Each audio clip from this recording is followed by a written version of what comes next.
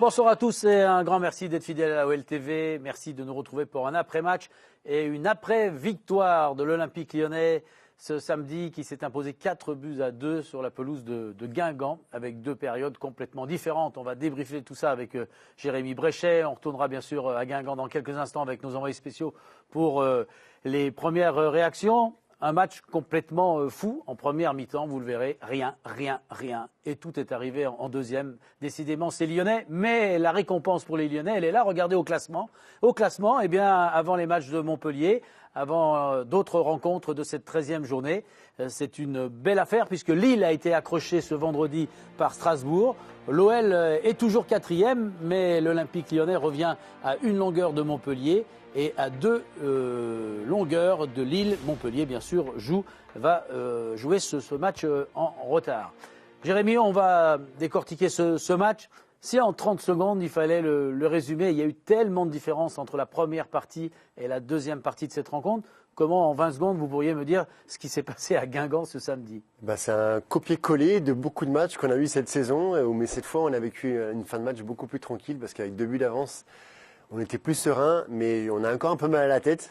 Mais voilà, c'est, je dirais, en peu de temps, une prestation collective un peu compliquée, mais le talent individuel de ce soir de Memphis a fait la différence. On va parler des buts dans quelques instants. En première période, rien du côté lyonnais. On exagère à peine en disant rien, des joueurs arrêtés, beaucoup de déchets techniques. Et la seule image, en fait, c'est un but pour Thuram qui revenait, Marcus Thuram, qu'on va voir, qui marque un but, qui piège les deux défenseurs qui étaient face à lui.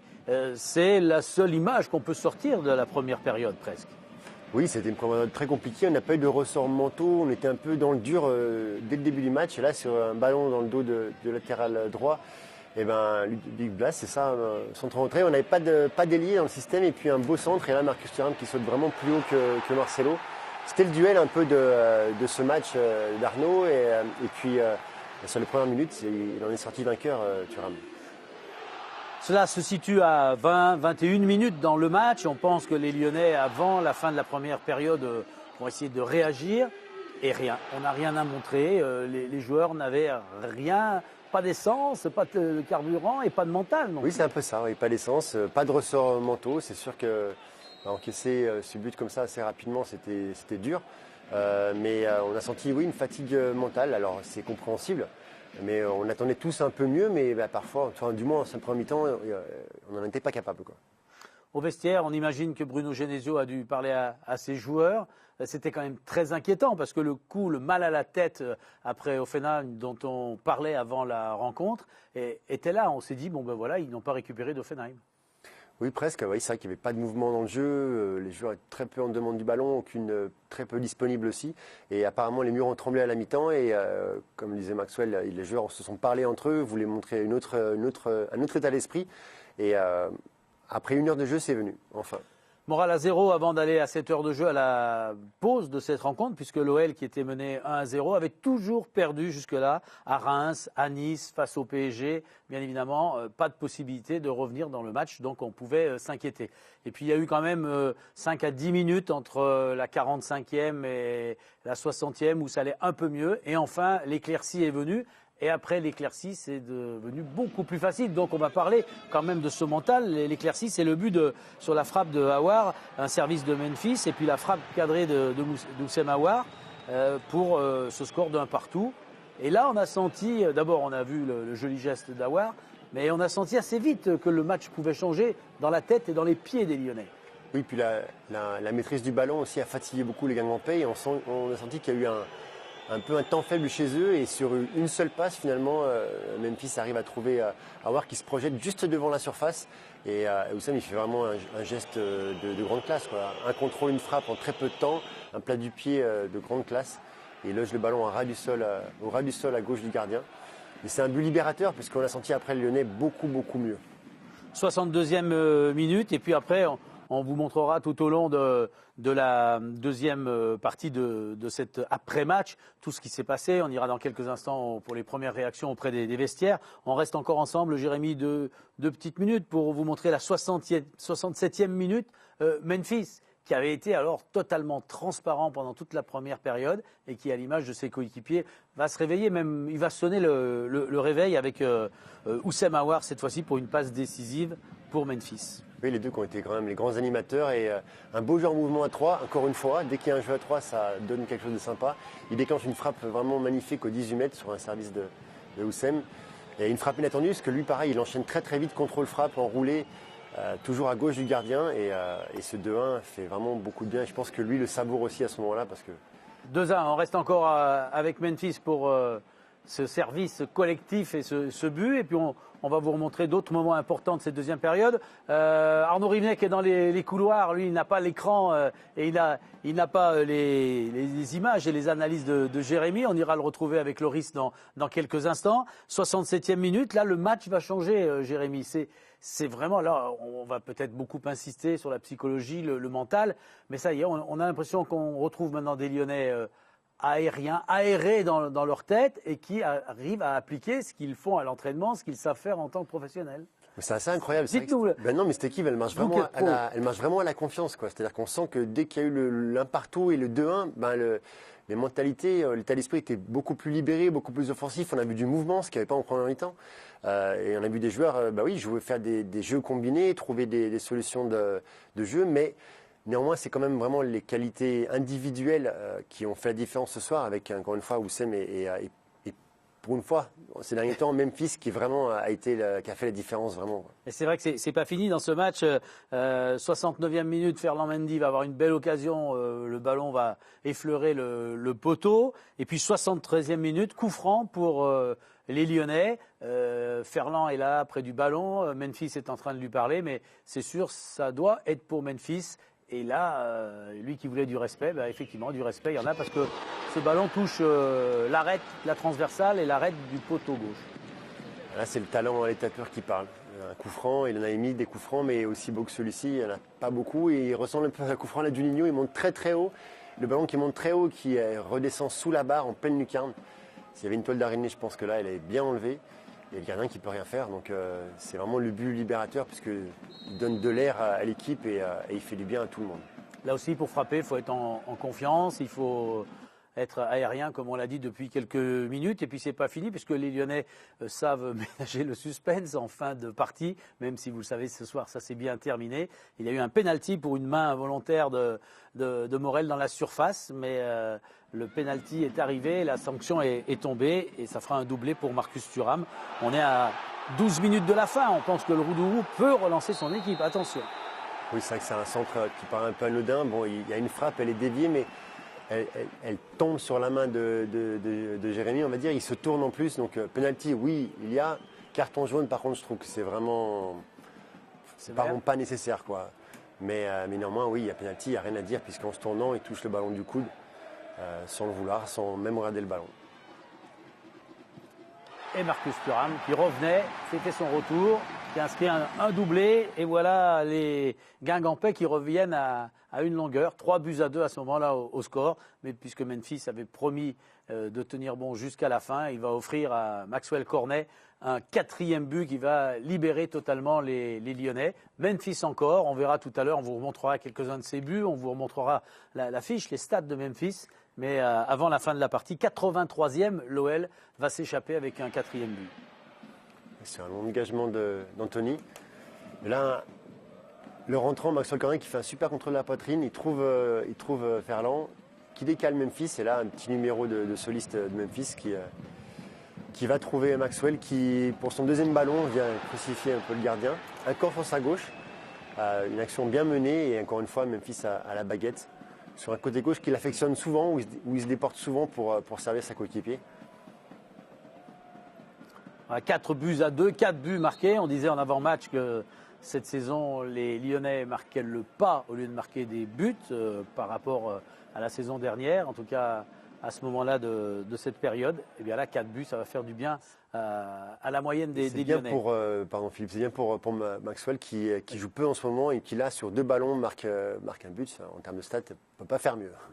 Avant d'avoir les premières réactions, je voudrais que vous reveniez avec nous, Jérémy, sur la 56e minute. Bruno Genesio a décidé de demander à Tanguy Ndombele de sortir pour faire rentrer Martin Terrier. Et en même temps, il y a eu changement de tactique et de positionnement. Et oui, ça c'était plutôt intéressant, je trouve. C'est que Memphis a reculé dans le milieu de terrain. Et c'est vrai que pour l'instant, on l'a souvent vu jouer seul en pointe. Et je trouve qu'il est beaucoup plus intéressant face au jeu en milieu de terrain parce qu'il a le jeu devant lui.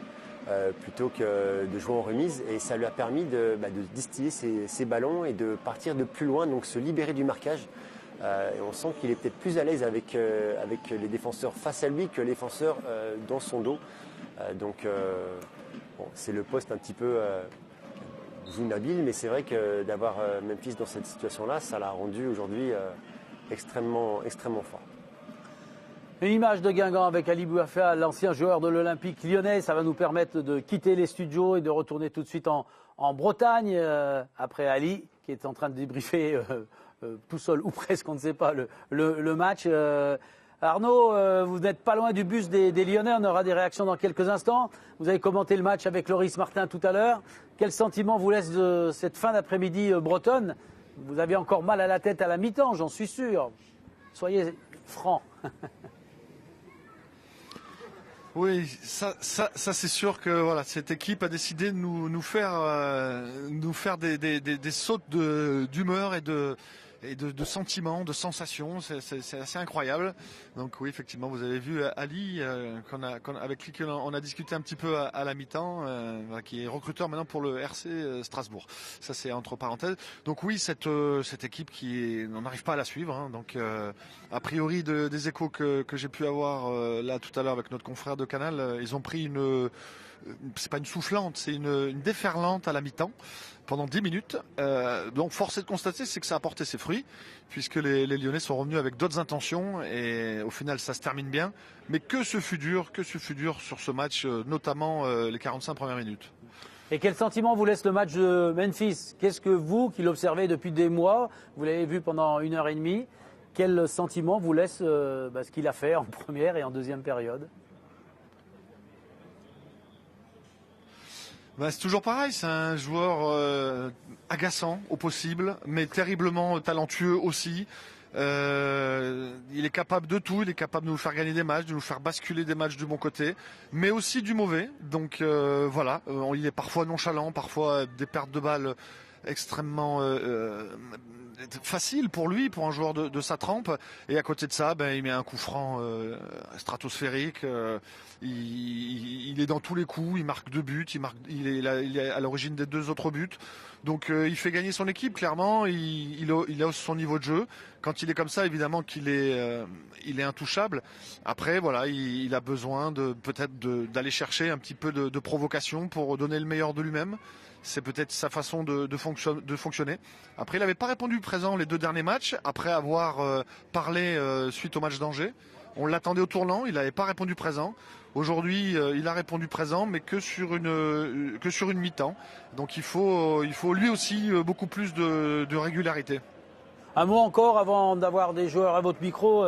Arnaud, sur le changement tactique et la sortie de Ndombele par Bruno Genesio à la 56e minute, c'est assez tôt. Est-ce que pour cette fameuse première période, votre sentiment, ce 3-5-2, ça collait pas aujourd'hui, ou c'est les joueurs qui étaient totalement arrêtés et qui, eux, ne collaient pas? Je pense que c'est plutôt la deuxième formule, parce que en fait, quand on joue dans ce système, il faut absolument passer par les côtés. On a des joueurs qui sont dans ces zones-là, il faut s'en servir, il faut apporter des centres, il faut apporter des doublements, il faut apporter du surnombre. On s'en servait jamais, on ne faisait que passer dans l'axe. Donc du coup, ce système n'était pas efficient quand on a le ballon. Donc c'était un peu un contre-emploi, un contresens. Et puis après, évidemment, la mentalité des joueurs aussi a changé. Effectivement, quand Martin est rentré, il y avait toujours 1-0 pour Guingamp, et force est de constater que ça a aussi fait basculer le match, parce que on s'est repositionné différemment. Memphis est passé réellement numéro 10, et là, en passant numéro 10, il a donné toute sa pleine mesure. Voilà, c'est vraiment dans cette position qu'il est vraiment le meilleur. Arnaud, vous nous appelez, on vous rappelle dès que vous avez quelqu'un à votre micro. On regarde votre blouson et surtout le petit œillet bleu. Ce ne sont pas les couleurs de Guingamp, mais expliquez-nous, c'est la semaine demain c'est le 11 novembre, et bien évidemment cet œillet est symbolique. Absolument, c'est l'œillet bleu pour la commémoration de la Grande Guerre. Donc on va fêter les 100 ans, hein, donc c'est pas rien. Et voilà, donc tous les acteurs du match, tous les gens autour de ce match avaient ce petit œillet épinglé au revers de la veste ou sur le blouson. Et les joueurs aussi avaient un autocollant sur les maillots aujourd'hui, en la mémoire de ceux qui se sont battus il y a 100 ans. Merci Arnaud. Loris, là aussi sur sa veste, tout près des vestiaires de Guingamp et de l'Olympique Lyonnais. On va vous retrouver tous les deux tout au long de cet après-match dans quelques instants. Mais vous êtes bien placés puisque vous êtes tout près du bus de l'Olympique Lyonnais. Le bus qui va ramener certains internationaux soit à Lyon, soit dans un aéroport pour vite repartir vers d'autres horizons. Jérémy Bréchet, l'analyse d'Arnaud, là près des coulisses du stade de Guingamp. Lui qui dit aussi, oui, c'était plutôt le mental. Et puis on revient sur ce changement tactique. Comment vous ressentez les choses tactiquement à une demi-heure après le coup de sifflet? Oui, je trouve que la prestation d'ensemble collective était un petit peu moyenne. C'est sûr qu'on a senti des joueurs un petit peu mentalement, peut-être pas au top, fatigués de l'enchaînement des matchs, mais avec peu de ressorts physiques aussi. Mais finalement, après une heure de jeu et ce changement, un repositionnement de Memphis donc, et le talent individuel qui a parlé de ces deux joueurs qui ont réussi à se trouver et ont fait parler leur qualité technique de frappe, d'enchaînement, contrôle-frappe. Et aussi, on a profité, je pense, de la baisse de forme de Guingamp, parce qu'ils ont quand même beaucoup couru. On a eu la maîtrise collective, donc à un moment donné, eux ont reculé un peu trop et ont laissé des espaces, comme sur le premier but d'Oussem. Et le talent lyonnais a fait la différence. Alors en avant-match, notre confrère David Berger de Canal+, qui commentait le match à Guingamp, nous disait « J'aimerais voir certains défauts s'envoler du côté lyonnais ». Bon, il n'a pas dû les voir s'envoler en première période. Et une première pour Canal, David était en compagnie de Jessica Ouara, qui connaît bien, et pour cause l'Olympique Lyonnais. Loris est à côté de Jessica. Ça est intéressant d'avoir votre réaction à vous, Loris, et la sienne. Oui, avec Jessica Ouara, ancienne joueuse de l'Olympique Lyonnais, désormais consultante à Canal+, qui a commenté pour la première fois un match des hommes. Déjà, comment ça s'est passé personnellement avant de parler du match? C'était une grande première quand même. Oui, c'était une grande première avec bien évidemment un peu de pression, un peu d'adrénaline, mais j'étais bien entourée avec David Berger, Olivier Talaron, donc une bonne première pour le coup. Et justement, une première mi-temps difficile à commenter, une deuxième plus facile on va dire, avec des buts, plus d'intensité, plus de rythme et plus d'occasions.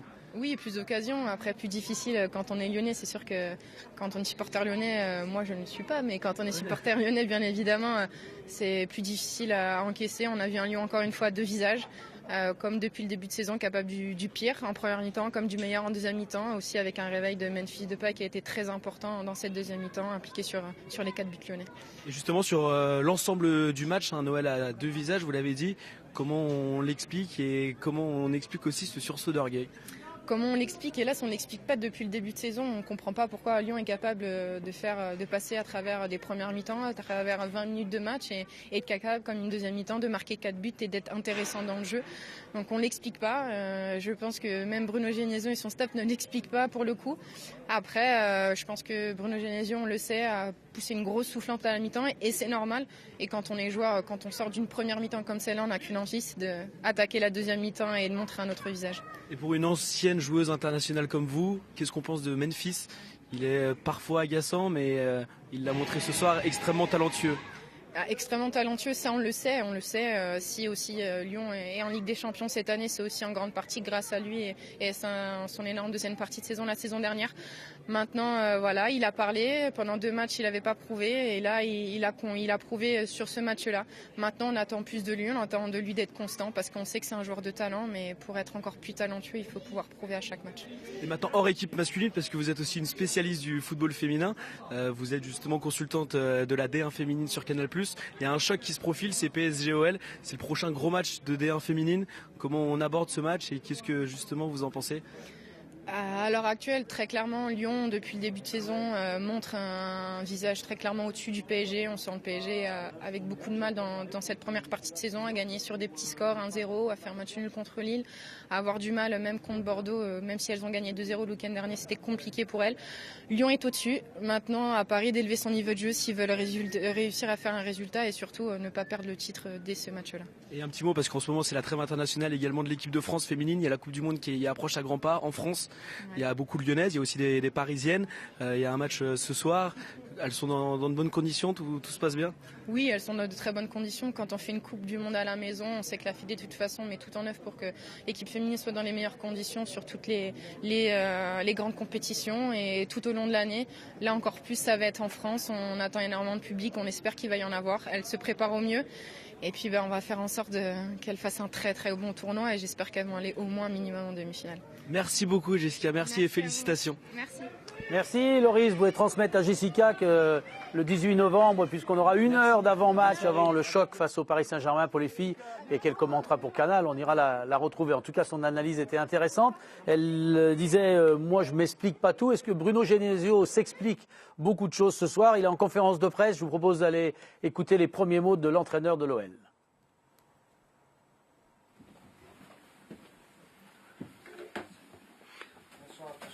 Bonsoir.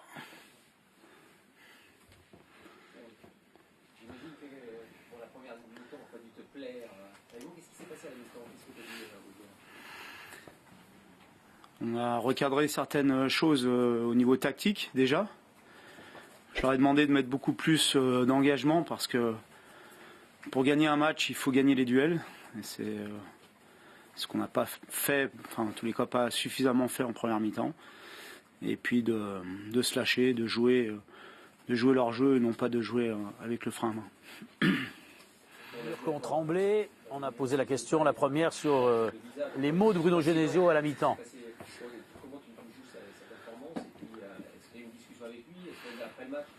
Et on lui demande d'expliquer la différence. Non, mais j'avais dit en conférence de presse que le match contre Offenheim n'était pas catastrophique comme on avait bien voulu le dire, qu'il avait fait preuve de beaucoup d'investissement avec ballon, sans ballon. Il lui manquait l'efficacité. Ce soir, il a allié les deux. Et donc, ça donne un grand match de sa part. Mais pour moi, le match de Offenheim était déjà un match encourageant dans l'état d'esprit et dans sa volonté d'aider l'équipe. Voilà, donc ce soir, il a été récompensé. Et c'est souvent le cas. Lorsqu'on est altruiste et qu'on fait preuve de générosité, on est souvent récompensé derrière. Donc c'est quand même un joueur à part. Oui. On se demande de dire que Memphis est bien un joueur à part des autres. 2 buts, 2 passes. Ça montre quand même une qualité mentale largement au-dessus de la moyenne. Parce qu'il a subi pas mal de choses. On a subi pas mal de choses. Être capable de réagir comme ça dans la tempête, parce qu'on était dans la tempête à la mi-temps, ça montre que c'est un leader. On a vu sur ce rôle-là un peu de leader. Oui. C'était le patron en dehors de On parle du rôle de leader de Memphis, qui devrait être le plus souvent leader, disent des journalistes, et la réponse attendue du coach de l'OL. Souvent dans ce rôle-là depuis le début, parce que là j'ai l'impression que pour le rôle de Memphis. Celui qui dit on ne peut pas céder les gars. C'est vrai que ce soir, il a montré, en plus de son talent, il a montré ce caractère de vouloir tirer l'équipe vers le haut. Certainement que toutes les expériences qu'il vit et qu'on vit le font progresser parce qu'il est intelligent. Donc voilà, c'est l'enseignement que j'en tire et en tous les cas, bravo à lui, mais bravo à tout le monde et à l'équipe et à ceux aussi qui sont venus du banc parce que ça aussi c'est un signe important. Ça n'avait pas été forcément tout le temps le cas ces derniers temps. Et ce soir, les joueurs qui sont sortis du banc ont permis à l'équipe de l'emporter et d'aider le travail qui avait été fait de ceux qui ont commencé le match. Les joueurs qui sont sortis du banc, Terrier et Cornet notamment ce soir à Guingamp. Non, parce que si je change, après ça fait encore un autre système. Après, on va encore me critiquer. Donc non, à la mi-temps, non, sérieusement, pour parler sérieusement, à la mi-temps, oui, je me suis posé la question. Mais je ne pensais pas que c'était un problème de système, mais plutôt un problème d'animation du système. Je trouve qu'on ne trouvait pas suffisamment nos joueurs de côté suffisamment haut et qu'il n'y avait pas suffisamment d'appels lorsqu'on les trouvait pour leur offrir des solutions. Donc ça fait partie des points qu'on a corrigés à la mi-temps et que les joueurs ont bien corrigé en deuxième mi-temps parce que, on a beau dire ce qu'on veut, ce sont eux qui ont corrigé le tir en deuxième mi-temps et bravo à eux. Voilà pour les premiers mots de Bruno Genesio dans les conférences de presse qui suivent cette victoire à Guingamp. Jérémy Bréchet, on va débriefer un peu la conférence de Bruno Genesio. Il a parlé d'engagement, de duel. Pardon de cette question un peu béotienne, mais il faut les mots de l'entraîneur pour leur dire, les gars, je vous ai demandé de l'investissement, de l'engagement, des duels. Allez, il faut vous réveiller.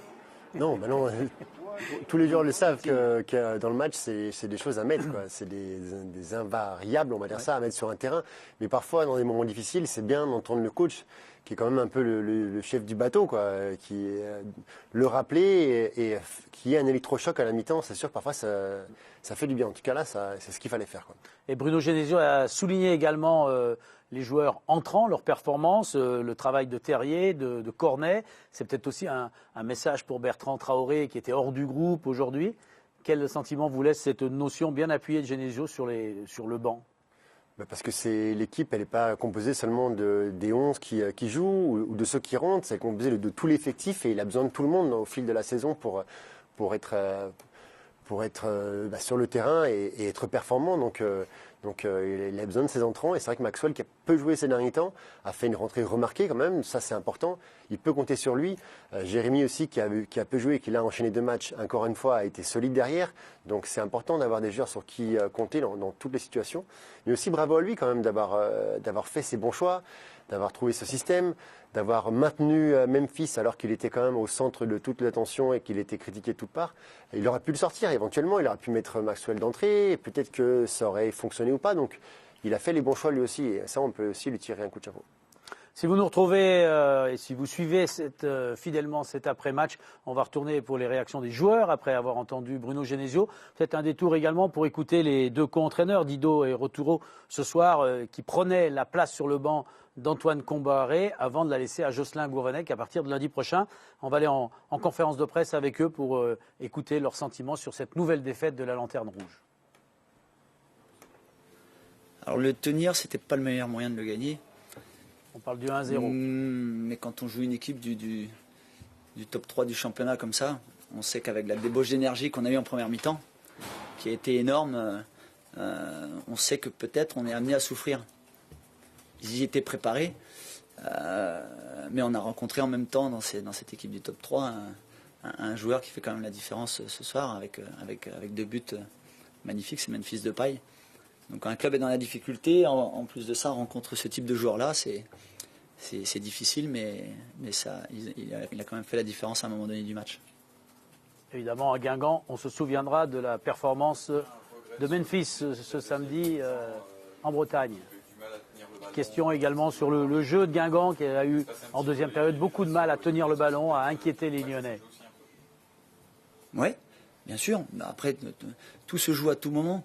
Un Marcus Thuram qui revient de suspension sur une grosse première mi-temps avec beaucoup d'efforts, le paye un petit peu à un moment donné aussi. Donc on a moins gardé le ballon chez eux. Donc eux réorganisaient aussi un petit peu, il fallait qu'ils poussent. Donc tout devient plus difficile, hein. C'est pas une équipe qui était classée 10, 12e, c'est une équipe qui joue la Ligue des Champions et là à un moment donné ça pardonne pas. Voilà pour quelques-uns des mots et des réactions des Guingampais à qui on souhaite bien du courage. Jocelyn Gourvenec, ancien de la maison, va reprendre les choses en main.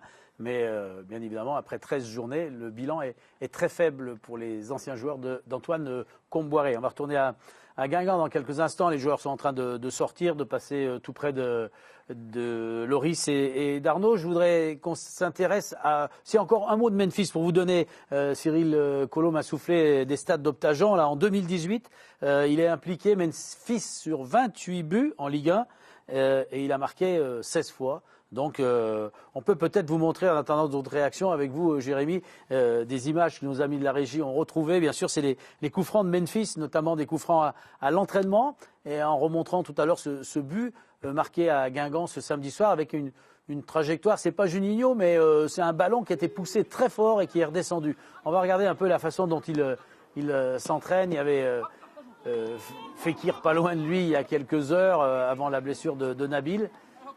Regardez, il est là, Nabil, et il y a quand même des ballons qui vont se ficher presque à l'endroit de ce soir. Hein. Il a une grosse qualité de frappe. Et même sur ces images, on voit qu'il enroule plutôt son ballon. Mais ce soir, il l'a frappé un peu, oui, à la Juninho. C'est un ballon fouetté qui monte, qui descend très vite. Pour les gardiens, c'est très dur à attraper. Et il y a peu de joueurs qui ont la capacité de frapper aussi fort et aussi précis. Donc lui, il l'a. Il a ce talent-là. Là, c'est pareil. Hein, En générique de fin, peut-être qu'on vous recalera ces images parce que je trouve qu'elles sont très parlantes. Là, on a entendu même le bruit de la barre. Le ballon va se ficher exactement, et là c'est tout proche, entre la barre et le poteau. Donc voilà, c'est aussi pour Memphis qui nous agace tellement. Memphis, il bosse quand même à l'entraînement et on souhaite bien du courage aux gardiens du staff qui doivent recueillir les boulets de Memphis. Ces images sont quand même parlantes parce que bien évidemment, même si ça ne marche pas en match, même si la première période était très très très fade, on sait bien qu'ils s'entraînent matin et après-midi. Bien sûr, après on juge un produit fini ici ou quand on voit un match. Et c'est vrai qu'on ne connaît pas souvent tous les tenants, les aboutissants, ce qui se passe réellement, les consignes, les situations, les contextes. Il y a beaucoup de choses qu'on ignore. Donc parfois, on peut peut-être un peu manquer d'objectivité ou chacun son avis. Mais c'est vrai c'est un personnage, donc il fait parler qu'on l'aime ou qu'on l'aime pas. En tout cas, il fait parler et son gros caractère est important pour l'équipe. Un moment au moins d'après-match sympa quand on gagne pour l'entraîneur de l'OL, que vous avez vu, Bruno Genesio, qui est sollicité pour signer quelques autographes par des supporters bretons qui aiment l'Olympique lyonnais. Cet Olympique lyonnais, je vous rappelle cette stat que je vous donnais tout à l'heure, mené à 1-0, et là toujours perdu cette saison. À Reims, c'était le cas, à Nice ou face au PSG. Et ce samedi soir, elle s'est quand même fort bien rattrapée, notamment grâce à un homme qui est Oussem Aouar. Il était lui aussi buteur dans les derniers matchs. On va revoir quelques-uns de ses buts. Juste avant de lancer ces images, peut-être l'analyse de votre part, Jérémy, sur Aouar, qui est un peu en première mi-temps, c'était moyen, mais après il a pris quand même le ballon, il a organisé, il a été précis. Moyen, non. Il a essayé de donner un peu de mouvement. Lui, c'est un joueur qui est très bon dans le jeu en mouvement, justement. Mais c'est vrai qu'en deuxième mi-temps, finalement, ça part de Memphis, mais ça part aussi de lui. Ce sont vraiment les deux grands animateurs de cette deuxième mi-temps. Et son premier but égalisateur, il est extraordinaire. Et là, on voit sa fiche de match. Encore une fois, 91% de passes réussies. C'est énorme, la moyenne de l'équipe est, je crois, aux alentours de 83%, donc on se rend compte qu'il perd très peu de ballons, il donne de la fluidité au jeu, souvent son jeu en mouvement fait merveille, et puis il marque le premier, il donne la passe décisive sur le deuxième, sur un petit ballon astucieux à Memphis qui vient dans son dos justement, oui, lui aussi est un artisan incroyable de ce match. On va revenir avec Oussem Aouar et on va vous montrer ses buts, mais on reste bien sûr en direct avec ces images de Guingamp où les joueurs maintenant sont sortis du vestiaire. Ils sont entre les vestiaires, vous le voyez là avec Anthony Lopez qui signe des autographes, entre les vestiaires et le bus. Donc Arnaud et Loris sont tout prêts. Arnaud et Loris, celui qui nous entend, quelle est l'ambiance, je pense, un peu plus sereine que tout à l'heure à la mi-temps, autour de vous, travail accompli et enfin ce beau ouf de soulagement. Et pour Bruno Genesio et l'ensemble de ses joueurs, Arnaud. Oui, absolument. Bruno, j'imagine une satisfaction du résultat, mais je pense que tu étais en colère à la mi-temps. En colère, oui, parce que je trouve qu'on manquait de beaucoup de choses. Maintenant, c'est pas non plus la peine d'accabler les joueurs. Le but, c'était à la fois de les secouer un petit peu pour qu'on gagne davantage de duels, mais aussi et surtout régler quelques problèmes dans l'animation de notre jeu qui était défaillant. Et puis essayer de leur redonner confiance, parce que je pense que c'est aussi une des clés de ce match. Le système 3-5-2 que tu as reconduit, il nous a moins servi offensivement. J'ai l'impression qu'on ne passait pas trop par les côtés. En première mi-temps surtout, on trouvait nos joueurs de côté, mais après il ne se passait pas grand-chose, parce qu'il n'y avait pas suffisamment d'appels, de solutions pour qu'ils puissent trouver de la verticalité. Donc c'est ce qu'on a essayé de corriger à la mi-temps. Et en deuxième mi-temps, on a vu que c'était un tout autre visage, avec beaucoup de mouvements, beaucoup d'actions, et on s'est créé encore une fois pas mal d'occasions, et on a marqué 4 buts, on a été efficace. Donc ça c'est un bon point. J'espère que cette victoire va faire beaucoup de bien dans les têtes pour les joueurs. Satisfaction aussi, j'imagine, pour toi, Bruno, l'apport des entrants, ça c'est important dans un groupe.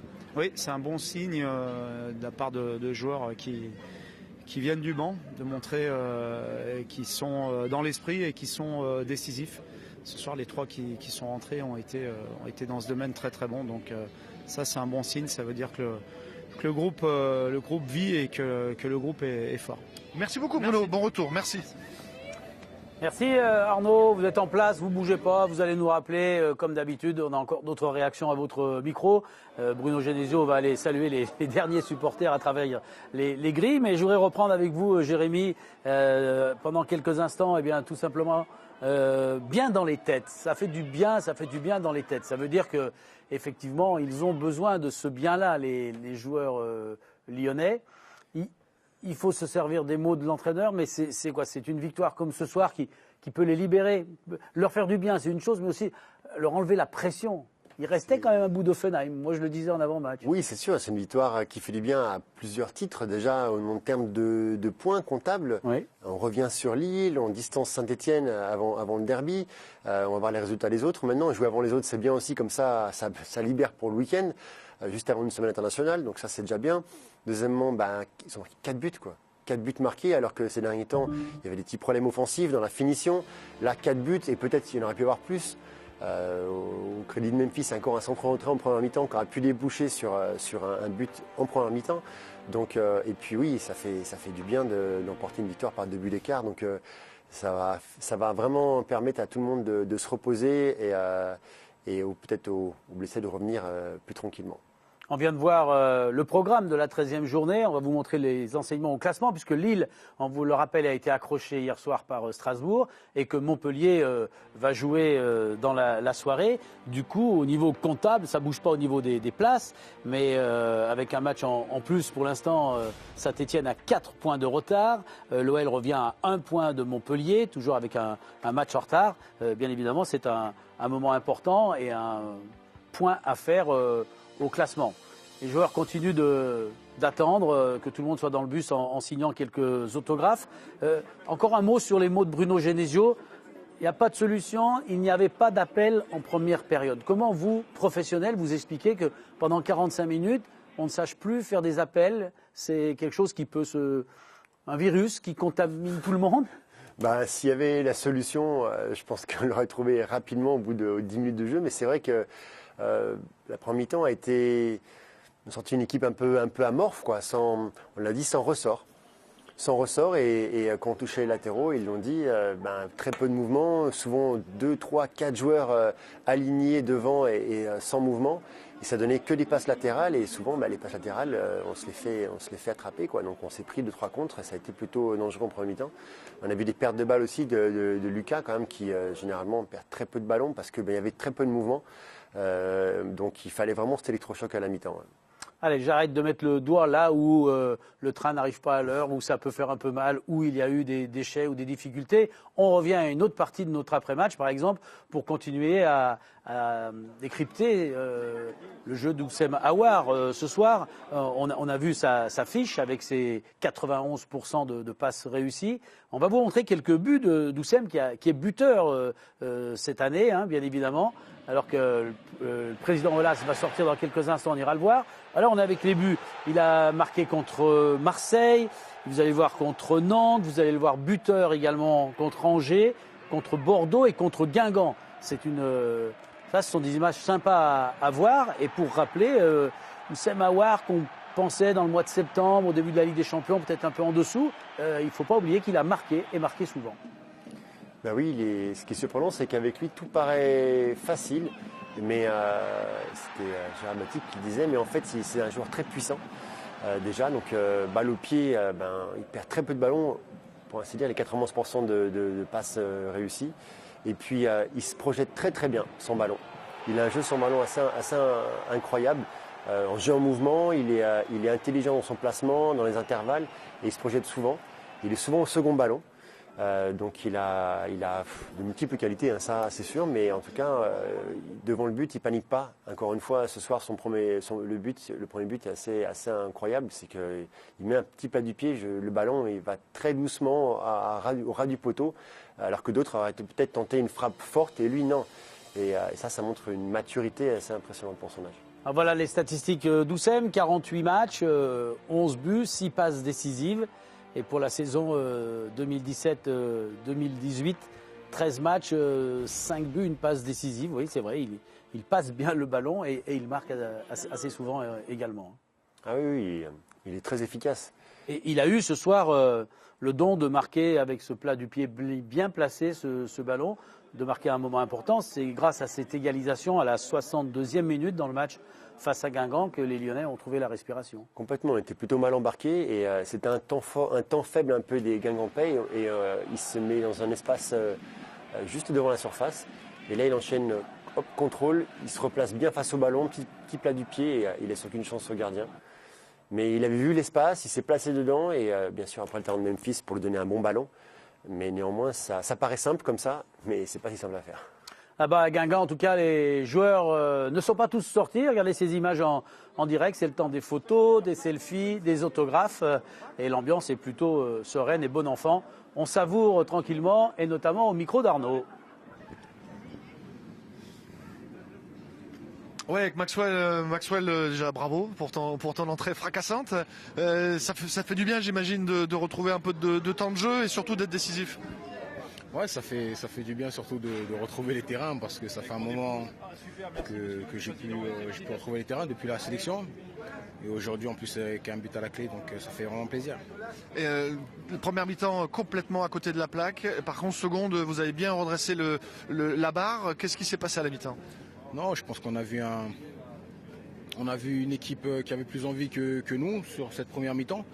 Après, je pense que cette deuxième mi-temps, on a su relever la tête et montrer un autre visage. La preuve, on a su marquer, donc c'est bien. Parfait. Merci beaucoup, Maxwell. Merci, bon retour. Merci à Maxwell, buteur. Arnaud, vous restez encore en place, vous avez encore un peu de courage pour d'autres interviews. Le risque n'est pas loin. On a vu le président qui signe quelques autographes avant de rentrer avec les joueurs, qui est en train de prendre des photos, comme là sur cette image, et avec Lucas Touzard en train de signer quelques autographes et de se rapprocher d'Arnaud, qui est dans le bon timing, Arnaud. C'est bonne foule, là, président. Ouais. Ça fait plaisir. Ouais, ils sont gentils. Ça fait plaisir, ouais. Oui, avec le président heureux qui vient de prendre un bain de foule avec les supporters bretons. Président, ça fait du bien cette victoire, même si tout n'a pas été simple. Oui, non, c'était un match même très compliqué parce que la première mi-temps était, on va dire, un peu du niveau de ce qu'on avait vu au match contre Bordeaux. Donc on était inquiets. Et puis une fois de plus, Bruno a su trouver les mots, trouver l'organisation tactique, trouver les joueurs qui étaient capables de renverser une montagne, parce que ce soir, évidemment, Guingamp y croyait avant le match, mais en menant 1-0 à la mi-temps, étaient persuadés qu'ils allaient arriver au bout de leur peine. Ils sont en difficulté.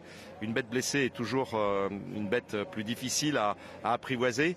Et donc voilà, mais on a vu des joueurs qui ont su donner le meilleur d'eux-mêmes. Grand talent. Bon, plusieurs joueurs ont éclaboussé de talent cette victoire. Et c'est vrai que j'ai trouvé qu'on pouvait, sur le plan de l'encouragement, ne pas céder à ce que les journalistes quelquefois disent, pas notre chaîne préférée et aimée. Mais vous savez, je lis quelquefois dans la presse des choses très dures et quand je vois nos supporters ou ceux qui étaient présents traiter de chèvres nos joueurs plutôt que de lions, je trouve ça injuste. Et voilà, moi j'aime beaucoup Memphis, il nous a fait gagner beaucoup de matchs, il a fait un match exemplaire encore aujourd'hui, donc il faut encourager les joueurs. Et en fait c'est pas qu'ils choisissent leur match, c'est que quelquefois ils ont un manque de confiance. Donc la bonne réaction, c'est celle qu'a Bruno, c'est celle que je peux avoir avec cette équipe qui est une équipe de talent qui va nous emmener, vous allez voir, très haut. Il faut les soutenir. Il faut surtout pas aller en fait les vexer. Donc voilà. Donc je suis heureux parce que tout ce qui a été fait à la mi-temps et le coaching de Bruno a été encore une fois exemplaire. Les joueurs ont montré leur véritable qualité en deuxième mi-temps. C'est vrai que le penalty est un petit peu sévère. Mais ceci étant, il faut savoir gagner contre une équipe qui était une bête blessée. Et bien gagner, ce que nous avons fait en ayant été mené 1-0 à la mi-temps. C'était pas facile, mais c'est la preuve que les joueurs savent à un moment donné se transcender dans l'intérêt de l'institution. L'OL avait besoin de gagner absolument ce match pour partir à la trêve dans des conditions très proches de la deuxième place. Lille a fait match nul hier, et puis surtout et j'en ai dit un mot évidemment à nos joueurs à la fin du match. On s'est mis la tête déjà dans le derby. Je sais que bon, ce sera un match fantastique parce que bon, je sais que nos amis stéphanois y croient beaucoup, mais nous aussi on va y croire beaucoup. Je voulais dire aussi au coach de Saint-Étienne qui laissait penser que c'est nous qui ne voulions pas que les supporters viennent. Quelquefois, quand le préfet leur a donné la possibilité de venir, c'est eux qui ont refusé les places. Donc voilà, donc nous on serait heureux qu'ils puissent venir. Bon, malheureusement, il y a eu des incidents à Nîmes qui ont fait qu'ils se font sanctionner, mais ça n'a rien à voir avec l'organisation de l'OL. On sera présent. J'espère qu'on va battre le record d'affluence, même sans les supporters stéphanois. Et puis, je sais que voilà, on va se préparer. Là, on a 15 jours. Bien sûr, les joueurs partent dans les sélections. Mais dans la tête, le discours a été précis ce soir. Et je sais qu'on va avoir une équipe qui va être remontée à fond pour faire un très grand match. Rapidement, Président, parce qu'on me met la pression, il faut faire vite. Bien sûr. C'est pas à l'oreille, c'est Pierre derrière vous qui me dit faut relâcher le Président. Président, juste donc les garçons, il va y avoir une petite trêve là. En revanche, les filles, ça continue. Et semaine prochaine, grosse affiche. Hein. Ouais, grosse affiche. Formidable pour Canal de retransmettre ce match en prime time. C'est déjà une victoire de l'état d'esprit lyonnais qui est de porter le plus haut possible le football féminin. On voit d'ailleurs que tous les grands clubs le font. Canal s'est mis à la hauteur avec, c'est vrai, cette diffusion en prime time avec une équipe de Paris qui est invaincue comme nous, même s'ils ont fait un match nul. Donc grand match à Jean-Bouin, on y sera évidemment. Et comme on sait aujourd'hui que le tirage au sort du quart de finale nous oppose aux finalistes de l'année dernière, notre ennemi intime, Wolfsburg, qui joue en vert. Voilà, donc il faut d'ores et déjà se préparer pour ce match de Wolfsburg. Mais le match de dimanche va être très important et va être un très grand match. Merci beaucoup, Président. Je vous libère. Merci. Bonne soirée, bon retour.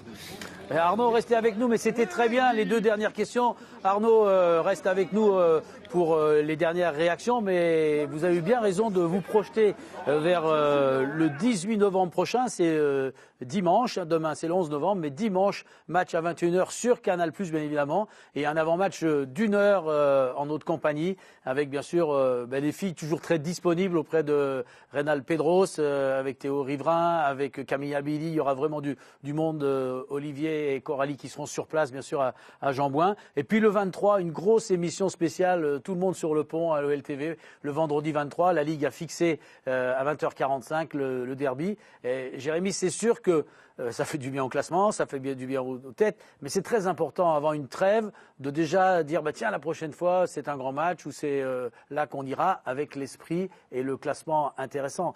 Pour l'instant, il y a des points d'avance sur Saint-Étienne et le stade sera plein. Ça sera une affiche extraordinaire. Après, oui, c'est sûr que c'est important de partir avant une trêve de 10 jours, de 15 jours sans match, pour pouvoir travailler dans la tranquillité pour ceux qui restent, pour partir en sélection confiant, serein et avec le savoir d'avoir fait un bon travail, on va dire, avec son club, et de revenir ensuite en confiance de la sélection. Donc, d'avoir du temps pour préparer le derby, oui, c'était primordial. Alors le derby, bien sûr, et puis les filles, certaines partent en sélection. Vous savez qu'hier a eu lieu à Nyon le tirage au sort pour la Ligue des Champions. Ce sera donc un gros morceau. Il faudra passer Wolfsburg et ensuite, en cas de qualification, vous allez voir ce tableau. L'OL face à Wolfsburg, c'est la revanche de la finale l'année dernière. Et puis, puisque c'est le tableau, c'est Chelsea ou le Paris Saint-Germain qui affrontera l'Olympique Lyonnais ou Wolfsburg. Enfin, c'est Chelsea ou le PSG qui affronteront possiblement l'Olympique Lyonnais, puisque bien évidemment, ce match au mois de mars sera vraiment très important pour Reynal Pedros et on compte bien sûr sur lui et lui compte sur ses filles pour être prête à ce moment-là de la compétition. On peut juste faire une parenthèse avant de retourner saluer nos amis à Guingamp, peut-être pour une dernière réaction. On va rester ensemble pendant 7 à 8 minutes. Je voudrais vous montrer des images de l'académie, puisqu'on parlait des filles de l'académie et notamment du championnat national pour les U17. C'était 9e journée. Cyril Collot et nos amis de la région ont préparé des images pour vous montrer qu'il n'y a pas que les pros ce week-end qui ont réussi à signer une belle victoire. C'était face à l'Olympique de Valence. L'OL restait sur 3 victoires de rang et les joueurs de Pierre Chavrondier et Jérémy Berthaud se sont bien débrouillés avant la mi-temps avec Djibril Dib qui marque pour ce 1-0 juste avant la mi-temps à la 44e minute. Et puis ensuite, il y aura un penalty là, c'est juste sur la ligne, non, c'est à l'intérieur de la surface, donc c'est penalty avec le but de Florian Da Silva, 2-0. Mais Valence va égaliser, c'est un peu comme pour les grands, dans la fin de la partie, 2-2. Mais Da Silva va marquer le 3e but lyonnais, 3-2. Et à la 95e, peut-être le plus beau but du match avec Hichem Zoglami pour 4-2. C'est le score de cette belle victoire des garçons de Chavrondier et de Berthaud. On va voir ce 4e but. Et une nouvelle victoire pour cette 9e journée du championnat national. Oui, effectivement, il est pas mal du tout. Donc la belle victoire, 4-2. En attendant d'autres résultats dans les prochaines émissions, bien sûr, d'OLTV tout au long du week-end. Les U13, on est toujours à Guingamp. On assiste aux derniers joueurs qui sortent. On ira aux interviews dans quelques instants. Un mot sur les U13 de l'Olympique lyonnais avec une défaite, Jérémy, mais vous me disiez, contre les U14 du Servette. Expliquez-moi ce que c'était, où c'était, comment ça s'est passé. Oui, en fait, il faut bien comprendre que la logique du club, de la préformation, c'est la progression, c'est pas une logique de compétition. Donc en fait, nos U13 ne jouent pas à 8 comme ils devraient le jouer en championnat. Ils n'ont pas de championnat, on les sort du championnat et on fait que des matchs amicaux contre les U14 des clubs de la région. Donc là, c'était un match un peu de gala contre le Servette de Genève. Et on voit les U14 qui ont, pour certains, une tête, voire une tête et demie de plus que nos joueurs. Ah oui, on voit un petit et un grand là. Voilà, c'est vraiment pour les mettre dans la difficulté et pour qu'ils progressent plus vite. Parce que l'important, c'est la progression par rapport aux objectifs qu'on leur fixe, plutôt que de gagner les matchs par plusieurs buts d'écart. Et quel bilan vous faites de cette progression? Ça marche ou est-ce qu'ils sont trop petits par rapport aux grands, j'allais dire? Non, ils progressent à vitesse grand V. Et pour eux, ils découvrent aussi le championnat à 11. C'est que l'année dernière, ils étaient donc à 8. Et cette année, c'est le grand terrain. Donc il y a beaucoup de changements, beaucoup de choses à apprendre, des systèmes tactiques différents, des animations différentes, et puis beaucoup d'aspects technico-tactiques qu'ils apprennent très bien. Et vous avez de beaux adversaires, vous participez à des tournois à l'étranger. Vous avez joué la Juve, c'est vrai, ou c'était Alors non, on va peut-être jouer la Juve bientôt. C'est vrai qu'on cherche des matchs amicaux. C'est pas simple parfois, mais on y arrive bien. Et dans l'ensemble, on aura des tournois l'année prochaine, oui, des tournois à l'étranger, des tournois en salle aussi. Enfin, on a toutes sortes de tournois dans notre saison. Et tout ça dans cette logique de progression, c'est très intéressant. Ça fait partie bien sûr du gros travail de l'académie, et y compris dans les basses couches, quand on parle d'âge, y compris chez des garçons qui ont 13 ans. Oui, c'est la préformation et c'est un moment très important, donc le passage du foot à 8 à 11. Et là, on les forme et ils s'entraînent tous les jours. Il faut bien comprendre que le rythme pour eux est vraiment incroyable. Ils vont à l'école, ils reviennent, ils s'entraînent tous les jours, les matchs le week-end. Donc c'est un rythme, c'est dur pour eux, mais ils aiment le foot et il y a déjà des petites pépites. J'ai éventuellement 2 recrues à vous montrer. Là, regardez, ils sont à Guingamp, mais là, non, je pense qu'ils ont passé les U13. On va aller vous saluer, Loris et Arnaud. Vous aviez formé un beau duo. On s'inquiétait un peu pour votre retour après la première période. Et puis finalement, puisque les murs ont tremblé, les journalistes vous ont expliqué comment ça s'est passé à Guingamp. Mais c'est pas aussi beau, j'allais dire, et aussi grandiose qu'il y a au Groupama Stadium. On peut entendre ce qui se passe dans les vestiaires, Loris et Arnaud, à Guingamp. Oui, alors après, pas forcément de la tribune de presse, mais en même temps, comme notre confrère de Canal, Olivier Talaron, lui, a la possibilité d'accéder aux zones vestiaires à la mi-temps. Lui, par contre, il a entendu les murs trembler. Donc c'est lui qui nous a un petit peu raconté ça. Et puis certains joueurs nous l'ont dit un peu en off aussi, ils se sont bien fait bouger. Mais ça, on s'en doutait un petit peu. Complètement, on s'en doutait complètement. Et effectivement, en même temps, il fallait bien ça, à mon avis, après cette première période compliquée, pour renverser la tendance, et c'est ce qui a été fait et très bien fait. Ok, bon, on va vous saluer. Moi, je suis aussi avec un U15 là, tu vois, c'est la même taille. C'était pas, oui, on n'était pas très loin, on parlait. Allez, bonsoir. Je vais le ramener parce qu'il commence à se faire tard là.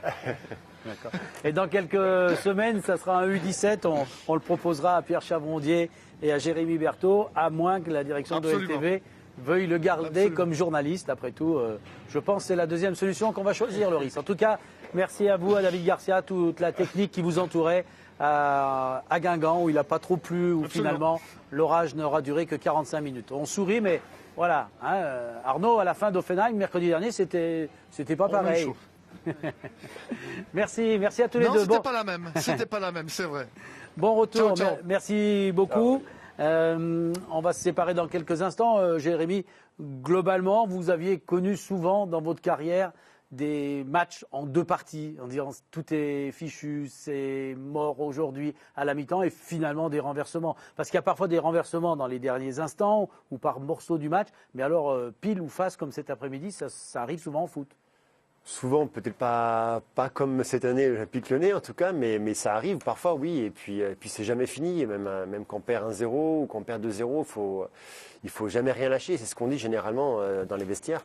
Et puis le talent de l'équipe, le talent collectif, mais le talent individuel, comme ce soir, fait souvent la différence. Et les coachs de Guingamp l'ont dit, hein, quand on a la chance d'avoir des joueurs d'exception, et dans les moments difficiles, ça devient des leaders quand ils savent faire gagner l'équipe. Ça a été le cas ce soir. Mais il faut que l'OL arrive à retrouver cette régularité qui, sur la longueur de la saison, fera gagner plus de points que ce talent individuel, c'est sûr. Ok, la Nationale 2 a perdu, je crois, 1-0 à domicile. Donc, on vous montrait des jeunes qui gagnaient tout à l'heure. Mais on va terminer, bien évidemment, avec une belle note, puisque souvent, on disait à Memphis, eh bien, parle moins Memphis, mais joue, montre ton talent, comme l'évoquait à l'instant Jérémy. Bien, la preuve, c'est qu'en semaine, quand il travaille, comme les caméras de LTV ont réussi à shipper quelques images avec Nabil Fekir à ses côtés, et regardez où Memphis, à l'entraînement, réussit à placer le ballon. Et voilà comment il a réussi en match cette fois pour donner entre autres un élan à cette belle victoire 4-2 de l'Olympique Lyonnais ce samedi soir du côté de Guingamp. Voilà l'enseignement de ce match qui va marquer maintenant une pause, ce championnat de Ligue 1 avec la trêve. Et puis on vous donne un grand rendez-vous, on vous le rappelle, le 18 novembre, c'est un dimanche 21h pour les filles face au PSG. C'est à Paris que ça se passe. Et ensuite, c'est au Groupama Stadium, ici à Dessines, pour le Grand Derby. Ça sera le vendredi 23 novembre à partir de 20h45. Merci beaucoup, Jérémy, pour votre éclairage. On est allé saluer Loris à Guingamp avec Arnaud. Et un grand merci à toute l'équipe qui s'est mobilisée ce samedi soir autour de Pascal Feu, Cyril Collot, qui ont recherché des images pendant le match, recherché des infos. On peut vous l'avouer, à la mi-temps, ils étaient un peu timides, mais après tout, c'est bien terminé. Bonne soirée et à très bientôt sur